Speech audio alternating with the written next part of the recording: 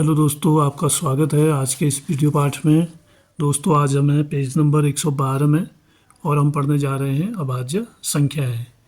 कि संख्याओं के बारे में आज आपको ये समझने का अवसर मिलेगा कि संख्याएं कितने तरह की और किस किस तरह की होती हैं।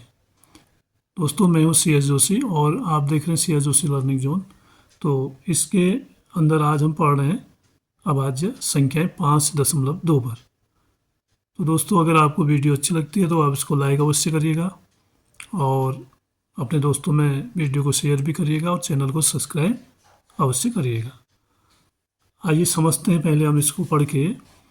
गुणा और अंशु ये बच्चों के नाम हैं। अपने फार्म में उगने वाले अंजीरों को बांध कर पैक करना चाहते हैं।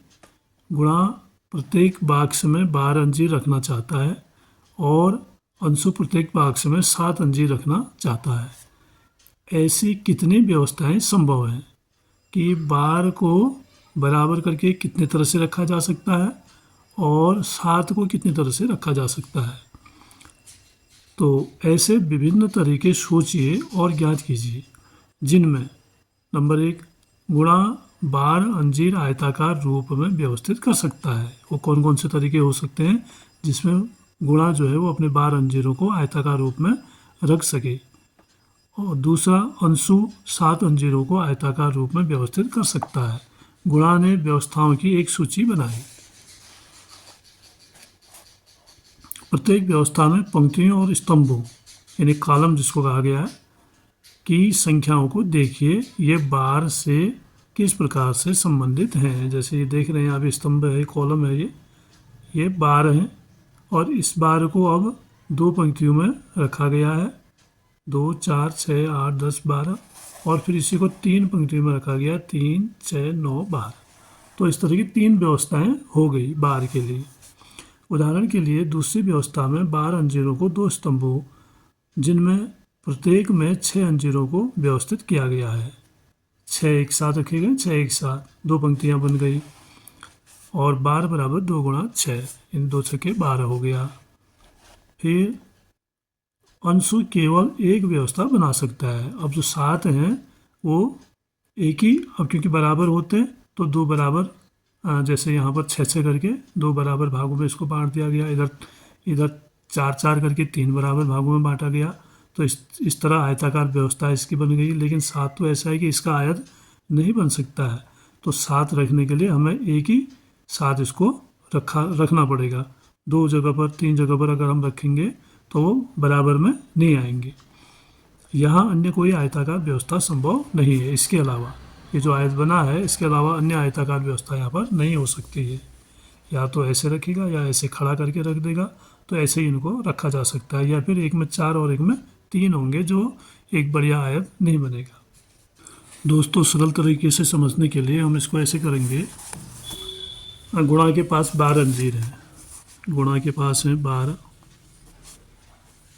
अंजीर। अंजीर आप लोग समझते हैं एक फल है। और अंशु के पास है 7 है। तो अब इनको रखना है किसी पेटी में, इनको जैसे इसको पैक करना है। एक पेटी है, इसमें इनको पैक करना है।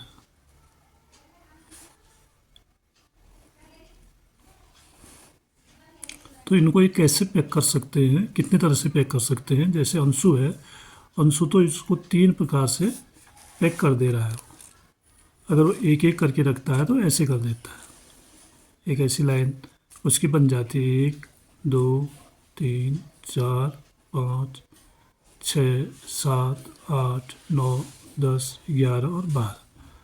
ऐसे भी रख सकता है गुणा, ये गुणा का है। और अगर वो चाहे तो ऐसे भी रख सकता है, 1, 2, 3, 4, नहीं, 1, 2, 3, 4, 5, 6, 7, 8, 9, 10, 11, 12 ऐसे रख सकता है। 2 करके 2 की पंक्ति में भी रख सकता है। 1, 2, 3, 4, 5, 6, 7, 8, 9, 10, 11, 12 ऐसे भी रख सकता है। ऐसे भी गुणा अपने अंजीरों को रख सकता है। 3 की लाइन में, 1 की लाइन में, 2 की लाइन में। लेकिन जो अंशु है उसके पास 7 अंजीर हैं। अंशों के बाद से 7, ये उनको अब कैसे रख सकता है। अगर ये इस तरह की लाइन बनाना चाहता है कि 3-3 करके रखे, तो हम देखते हैं 3-3 की लाइन वो कैसे रखेगा। 1 2 3 4 5 6 और 1 बच जाएगा 7, ये वाले भाग रिक्त रह जाएंगे। और अगर 2-2 की लाइन वो रखना चाहता है, 2-2 की लाइन में, तो 1 2 3 4 5 6 7, फिर भी एक खाना खाली रह जाएगा, मतलब पूरे उसमें बढ़िया करके उसकी पैकिंग वो नहीं कर सकता है। तो 7 में ये दिक्कत आ रही है। लेकिन 12 में आप चाहे 3 की पंक्ति में रखो और आप 4 की पंक्ति में रख के भी इसको तैयार कर सकते हो। 3 लाइनें बनेंगी, 1 2 3 4 5 6 7 8 9 10 11 12, कोई भी जगह खाली नहीं रहेगी। तो 12 ऐसी संख्या है। तो 12 विभाज्य संख्या है और इस 7 जो है विभाज्य संख्या नहीं है, यानी इसको हम कहेंगे अभाज्य संख्या। गुणा की प्रत्येक व्यवस्था में पंक्तियों की संख्या को स्तंभों की संख्याओं से गुणन कर बार प्राप्त होता है। स्तंभ 2 है और पंक्तियां कितने हैं, 1 2 3 4 5 6 पंक्तियां हैं। तो 6 से हम 2 को गुणा करेंगे तो बार हमें प्राप्त हो जाएगा। और ऐसे ही इसमें पंक्तियां हैं 1 2 3 4 और स्तंभ है 3, 4 से 3 को गुणा करेंगे तो हमें बार प्राप्त हो जाएगा।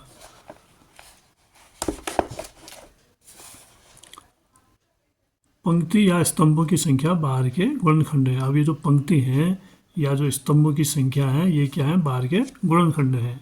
इन्हीं को गुणनखंड कहा गया है, कहा जाता है। यह दृष्टिगत होता है कि संख्या बार को हम एक से अधिक आयताकार रूप में व्यवस्थित कर सकते हैं। मतलब अब इससे हमें ये पता चला कि बार को हम एक से अधिक तरह से रख सकते हैं, क्योंकि बार के 2 से अधिक गुणनखंड हैं। संख्या 7 केवल एक ही तरह से व्यवस्थित हो सकती है, क्योंकि इसके केवल 2 गुणनखंड हैं, 1 और 7। या तो 1 का भाग इसमें जाएगा या 7 का ही जाएगा। ऐसी संख्याएं जिनके केवल 2 गुणनखंड होते हैं अभाज्य यानी प्राइम नंबर्स या अभाज्य प्राइम्स कहलाती हैं। कुछ प्रारंभिक अभाज्य संख्याएं, जो अभाज्य संख्याएं शुरू की, वो इस तरह से हैं 2 3 5 7 11 13 17। ये ऐसी संख्या अभाज्य, और मैंने नहीं, भाज्य मैंने विभाजित होना। तो जो विभाजित नहीं होती है उसको कहेंगे हम अभाज्य संख्या। अब ये संख्याएं, अभाज्य संख्याओं की विशेषता है कि या तो ये 1 से विभाजित होंगी, 1 का भाग जाएगा, या स्वयं उनका ही जाएगा, उसके अलावा किसी अन्य संख्या का भाग इनमें नहीं जाता है। और 19, ध्यान दीजिए, किसी भी अभाज्य संख्या के गुणनखंड एक और वह संख्या स्वयं होती है। उसका गुणनखंड या तो वही हो, एक होगा, या वही संख्या होगी। अभाज्य संख्याओं की ये विशेषता है। ऐसी संख्याएं जिनके 2 से अधिक गुणज होते हैं उन्हें भाज्य संख्याएं कहते हैं। पहले कुछ भाज्य संख्याएं हैं 4 6 8 9 10 12 14 15 16 18 20। तो ये संख्याएं भाज्य हैं। तो इनमें कई अपने अलावा और एक के अलावा भी अन्य संख्याओं के भाग जाते हैं, तो इनको हम कहेंगे भाज्य संख्या यानी कंपोजिट नंबर्स। आगे देखते हैं पेज नंबर 113 में संख्या 1 के विषय में क्या कहेंगे, जिसका केवल एक गुणनखंड है। एक नहीं अभाज्य संख्या है, नहीं भाज्य संख्या है, उसका केवल एक ही गुणनखंड है। और संख्याओं के 2 तो होते हैं, एक का केवल एक ही गुणनखंड है, तो इसको न भाज्य कहा जाएगा ना अभाज्य कहा जाएगा। 21 से 30 के बीच कितनी अभाज्य संख्याएं हैं, 21 से 30 के बीच कितनी भाज्य संख्याएं, ये अब हमने बताना है। पहले हम 21 से 30 के बीच की संख्याएं लिख लेंगे। 21 22 23 24 25 26 27 28 29 और 30। अब इसमें बताओ कह रहा है कितनी भाज्य हैं और कितनी अभाज्य। हम एक एक करके पता करेंगे। अब आपको अगर विभाज्यता का नियम याद होगा तो नियम ऐसा है कि जिन संख्याओं के अंत में 2 या 2 के गुणज मिलते हैं तो वो संख्या 2 से विभाजित होती है। जैसे 22 है, इसका इकाई में 2 है, तो ये संख्या 2 से विभाजित होगी। ऐसे 3 का भाग देने का नियम है या 3 से विभाज्यता का नियम अगर संख्याओं के योग में, संख्याओं के अंकों के योग में, जैसे ये 21 है, इसमें 2 अंक हैं, 2 और 1, इसको जोड़ दिया 3 हो गया, तो 3 में 3 का भाग जाएगा, तो इस संख्या में भी 3 का भाग जाएगा। जैसे 24 है, 4 2 6, 3 दूनी 6 होता है, तो 24 में भी 3 का भाग जाएगा। इस तरह से बड़ी बड़ी संख्याओं का भी हम पता लगा सकते हैं उसके अंकों को जोड़कर। तो आपने क्या करना है, विभाज्यता के नियम भी याद करने हैं। तो अब ये 21 ये क्या है, भाज्य संख्या है। 22 भी भाज्य संख्या, 2 का भाग जा रहा है। लेकिन 23 ऐसी संख्या है, 3 2 5 में 3 का भाग नहीं जाता, और इकाई में विषम संख्या, इसमें 2 का भाग नहीं जाएगा, तो और भी आगे की संख्याओं का भाग इसमें नहीं जाता है। तो ये है हमारी अभाज्य संख्या। और 24 में 3 का भाग जाता है, 2 का भाग जाता है, 6 का, 4 का, और 25 में 5 का भाग जाता है, और 26 में 2 का भाग जाएगा, और 13 का जाएगा, 1 और 26 का तो जाएगा ही जाएगा। ऐसे ही 27 में 7 2 9, 9 मतलब 3 3 9, 3 का भाग जा रहा है, ये भी विभाज्य संख्या है। और 28 8 2 10, 2 का भाग जा रहा है। 8 है इकाई में, 2 का गुणज है, तो इसमें 2 का भाग जाएगा। और 7 का भाग भी जाता है, 4 का भी जाता है, 14 का भी जाता है, और 29 ऐसी संख्या है, इसमें भी किसी का भाग नहीं जाएगा। ये है अभाज्य संख्या। 9 2 11, 3 का भी नहीं जाता, 2 का भी नहीं जाता, अन्य किसी संख्या 1 और 29 के अलावा किसी का भाग इसमें नहीं जाता है। तो ये है अभाज्य संख्या। और फिर 30 में भी कई संख्याओं का भाग जाता है, 3 का, 5 का, 10 का, तो इस तरह से ये भी भाज्य संख्या। तो अभाज्य संख्याएँ कितनी मिली हमें, 23 और 29, 2 अभाज्य संख्या मिली, 2।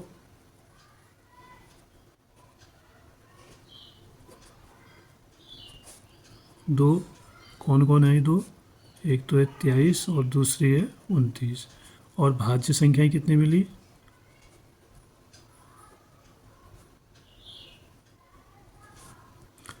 भाज्य संख्याएं मिली 1 2 3 4 5 6 7 और 8 संख्याएं भाज्य मिली। बाकी जो ये बच्चे हैं सब भाज्य हैं। तो इस तरह से 21 से 30 के मध्य जो है 2 अभाज्य संख्याएं हैं और 8 भाज्य संख्याएं हैं। तो यही इस प्रश्न का उत्तर होगा।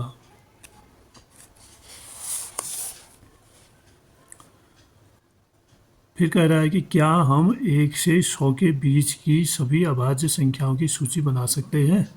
1 से 100 के बीच की सभी अभाज्य संख्याओं की सूची हमें बनानी है। तो अभी हमने 21 से 30 के बीच जैसे बनाई वैसे भी हम बना सकते हैं। और आगे देखते हैं क्या तरीका इसने दिया है बनाने का। अभाज्य संख्याएं ज्ञात करने के लिए एक रोचक तरीका दिया गया है। नीचे दिए गए चरणों का प्रयोग करते हुए देखिए कि क्या परिणाम निकलता है। अब यहाँ पर एक तरीका इसने बताया है। चरण 1 में क्या करना है, 1 को काट दीजिए, जो 1 लिखा गया। पहले ऐसे हमने एक वर्गाकार वो लेके उसमें गिनती लिख लेनी है 1 से 100 तक की। गिनती लिखने के बाद सर्वप्रथम हमने क्या करना है, 1 को काट देना है, न ये भाज्य है न अभाज्य है। फिर कह रहा है 2 में 2 पर गोल घेरा बनाइए। ये 2 जो है इस पर गोल घेरा बनाना है। 2 के अन्य सभी गुणज हों जैसे 4 8 6 8 इत्यादि को काट दीजिए। अब 2 के जो भी गुणज है जैसे 4 है, 6 है, 8 10 12 14 16 18 20 22 24 26, यानी सब में हर दूसरी संख्या जो है, हर तीसरी संख्या वो क्या होती है, 2 से विभाज्य होती है। तो उसको हम क्या कर देंगे, जो 2 के गुणज है, अगर आपको नियम याद है 2 के भाग विभाज्यता का नियम, कि किसी भी संख्या के अंत में यदि 2 4 6 8 शून्य होता है तो वो संख्या 2 से विभाजित होती है। तो आप यहाँ भी पता कर सकते हैं, जैसे 74 है तो 4 अंत में है तो ये 2 से विभाज्य होगी। तो इस तरह से हम उन संख्याओं को काट देंगे। फिर है आप देखेंगे कि अगली बिना कटी संख्या 3 है। अब उसके बाद 3 की बारी है। 3 पर गोल घेरा बना दीजिए, इसमें गोल घेरा बनाना है। 3 के अन्य सभी गुणजों जैसे 6 9 12 इत्यादि को काट दीजिए। अब 3 की बारी है, जैसे हमने 2 का किया ऐसे 3 का करेंगे। 3 दूनी 6 को काट दिया, 3 3 9 को काट दिया, 3 चौको 12, 3 पंचे 15, 3 छः 18, 3 सत्ते 21, 3 अट्ठे 24, 3 नंबर 27, 3 धाम 30, इसको काट दिया। अब इसके बाद 3 का भाग किसमें जाएगा, 33 में जाएगा। 11 3 33, 12 36 और 13 39, 14 42, 15 45, मतलब 3 का भाग 15 बार जाएगा इसमें। तो इनको हमने 3 के जो होते हैं इनको भी हमने काट देना है। अगला चरण है 4। अगली बिना कटी संख्या है 5। 5 पर घेरा बनाइए, इसको छोड़कर 5 के अन्य गुणजों को भी काट। 5 के साथ भी वही करना है, इस पर घेरा बनाना है। 5 दूनी 10 और 5 तियाँ 15, 5 चक्को 20, 5 पच्चे 25। अब इसमें से जैसे 15 है, ये 3 से पहले ही कट चुका है, तो 5 से भी कट रहा है, तो इसको हम पहले काट चुके हैं। तो आगे बढ़ेंगे, तो आगे जिन जिन में 5 का भाग जाता है उन सभी संख्याओं को हमने काट देना है। फिर अंतिम चरण है 5वां। इसमें कह रहा है इस प्रक्रिया को तब तक जारी रखिए जब तक उपरोक्त सूची की सभी संख्याओं पर या तो घेरा न लग जाए या उन्हें काट न दिया जाए। जब तक ये सब कटते नहीं है या घेरे नहीं लगते तब तक हमने इसको जारी रखना है। घेरा लगी हुई सभी संख्याएं अभाज्य संख्या है। अब आप देख रहे हैं जिनमें भी घेरा लगा हुआ है ये अभाज्य संख्या है। ये देख रहे हैं आप 2, 3, 5, 7, 11, 13, 17, 19, 23, 29, 31, 37, 41, 43, 47, 53, 59, 61, 67, 71, 73, 79 और 83 और 89 और 97। ये सारी संख्याएं क्या है? अभाज्य संख्याएं हैं।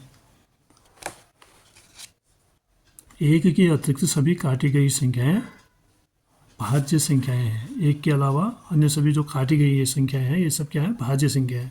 अब आप इससे जो समझ लीजिए कि घेरे वाली संख्याएं अभाज्य संख्याएं हैं और जो ये कटे वाली संख्याएं ये सब भाज्य संख्याएं हैं। यह विधि इराटोस्थेनीस की छलनी, इराटोस्थेनीस की छलनी इसको कहा जाता है। इस विधि को 100 से बड़ी संख्याओं के लिए भी प्रयोग किया जा सकता है। अब ऐसे ही हम इस संख्या को 200 तक भी कर सकते हैं, 300 तक भी, आगे तक हम इसका प्रयोग कर सकते हैं। इराटोस्थेनीस 2200 यानी 2200 वर्ष पूर्व एक ग्रीक गणितज्ञ थे जिन्होंने अभाज्य संख्याओं को सूचीबद्ध करने की यह विधि विकसित की। उनके द्वारा यह विधि विकसित की गई है, तो इसको भी आपने याद करना है। इनके नाम को भी, कौन थे वो? इस विधि को कहते हैं इराटोस्थेनीस की छलनी, ये इस विधि का नाम है। और वो गणितज्ञ का नाम है इराटोस्थेनीस। कब पैदा हुए थे? 2200 ईस्वी पूर्व, और ग्रीक में ये गणितज्ञ पैदा हुए थे। अब गुणा और अंशु कह रहे हैं कि यह निश्चित ही कोई जादू नहीं है, इसके करने के पीछे जरूर कोई कारण है। अब कह रहा है कि गुणा और अंशु आश्चर्यचकित हैं कि इस सरल विधि द्वारा अभाज्य संख्याएं ज्ञात की जा सकती हैं। वास्तव में आपको भी लगा होगा कि यह बहुत ही सरल विधि है जिससे हम भाज्य और अभाज्य संख्याएं ज्ञात कर सकते हैं। तो इनको भी आश्चर्य हो रहा है बच्चों को। सोचिए कि यह विधि किस प्रकार कार्य करती है। दिए गए चरणों को पुनः पढ़िए और देखिए कि प्रत्येक चरण के पश्चात क्या क्या होता है। तो आपने इसको फिर से देखना है, पढ़ना है, समझना है, और प्रत्येक चरण के बाद क्या क्या होता है ये भी हमने जानना है। जैसे पहले चरण में 1 को हमने काटा था, दूसरे चरण में 2 पर गोल लगाया था और 2 के गुणजों को काट दिया था, यानी जिनमें 2 का भाग जाता है। तीसरे चरण में 3 पर घेरा लगाया था और 3 के गुणजों को काट दिया था। चौथे चरण में 5 पर घेरा लगाया, 5 के गुणजों को काट दिया। और इसके बाद जो है तब तक हमने इसको, फिर अगले 6 आएगा, 6 तो कट चुका है, फिर 7 आएगा, 7 को हम घेरा करेंगे और इसके गुणजों को काट देंगे।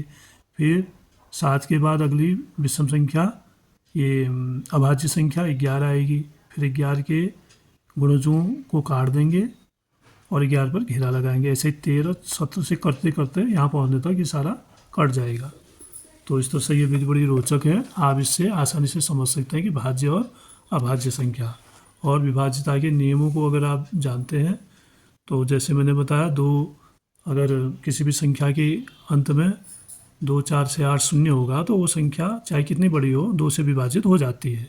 तो ऐसे नियम याद करके भी आप इसको समझ सकते हैं। तो धन्यवाद दोस्तों, आज के वीडियो पाठ में इतना ही है और आप वीडियो में बने रहिए और आगे भी बने रहिए। इसके बाद कल हम देखेंगे अगले वीडियो में इसकी जो प्रश्नावली है, आइए पता लगाएं। तो इसमें प्रश्न दिए गए हैं, 11-12 प्रश्न दिए गए हैं, तो इसको हम अगले वीडियो में देखेंगे। तो आप लोग वीडियो अगर पसंद आती है तो इसको लाइक करिए, शेयर करिए और चैनल को सब्सक्राइब अवश्य करिएगा और अपने दोस्तों में शेयर अवश्य करिएगा। धन्यवाद।